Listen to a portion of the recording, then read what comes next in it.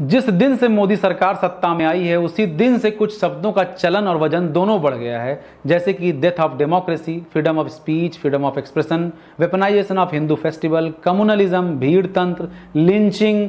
इस तरह के शब्द का इस्तेमाल करके कुछ इंटेलेक्चुअल लोग भारी भरकम आर्टिकल लिखते हैं, उसको इंटरनेशनल प्लेटफॉर्म पे छपवाते हैं और फिर बोलते हैं कि देखिए हिंदुस्तान में क्या हो रहा है। लेकिन यही लोग तब मौन हो जाते हैं जब ऐसी घटनाएं उन राज्यों में घटती हैं जिन राज्यों में बीजेपी की सरकार नहीं है। फिर उनसे कहा जाता है कि आखिर ये सेलेक्टिव आउटरीच क्यों है। मैं बात कर रहा हूं शर्मिष्ठा पनोली की, जिनको आधी रात बंगाल पुलिस गुरुग्राम से उठाती है, हरियाणा पुलिस पूरा सहयोग करती है और उनको बंगाल पुलिस गुरुग्राम से कोलकाता ले जाती है और 14 दिन की जुडिशियल रिमांड भी मिल जाती है।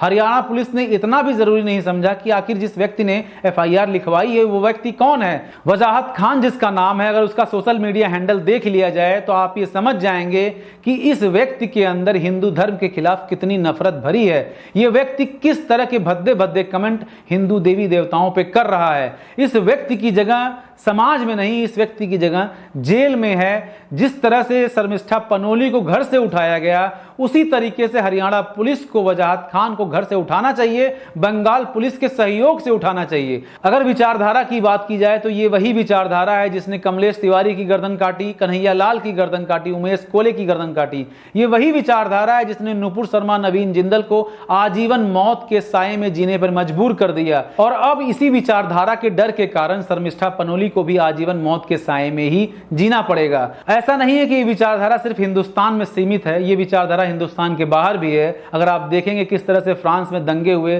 किस तरह से चार्ली हेब्डो पे अटैक हुआ, किस तरह से सलमान रुश्दी पे अटैक हुआ, किस तरह से स्वीडन में दंगे हुए, किस तरह से इंग्लैंड में दंगे हुए, ये सारी घटनाएं सिर्फ इसी विचारधारा के कारण हैं और ऐसे लोग हैं जिनकी धार्मिक भावनाएं छोटी छोटी बातों पर आहत हो जाती हैं। नहीं तो शर्मिष्ठा पनोली ने ऐसा कुछ खास नहीं कहा जिससे इन लोगों की धार्मिक भावनाएं आहत हों। शर्मिष्ठा पनोली का जो स्टेटमेंट था वो ऑपरेशन सिंदूर के परिप्रेक्ष्य में था, पाकिस्तान के परिप्रेक्ष्य में था, हिंदुस्तान या किसी धर्म के परिप्रेक्ष्य में नहीं था। इस बार फैक्ट चेकर तो कोई और था लेकिन मोडस ऑपरेंडी सेम थी कि पूरे स्टेटमेंट में से एक छोटा सा टुकड़ा निकाल के सर्कुलेट किया जाए, लोगों को टारगेट दिया जाए और ये बताया जाए कि वो आपके धर्म के कितने बड़े संरक्षक हैं। अब हमें ये सोचना होगा कि हिंदू धर्म को मानने वालों का क्या स्टैंड है शर्मिष्ठा पनोली को लेकर। अगर वो इनके समर्थन में खड़े हैं तब तो ठीक है, अगर समर्थन में नहीं खड़े हैं तो उनको कारण बताना होगा कि आखिर वो समर्थन में क्यों नहीं खड़े हैं एक ऐसी विचारधारा के खिलाफ जिस विचारधारा की नजर में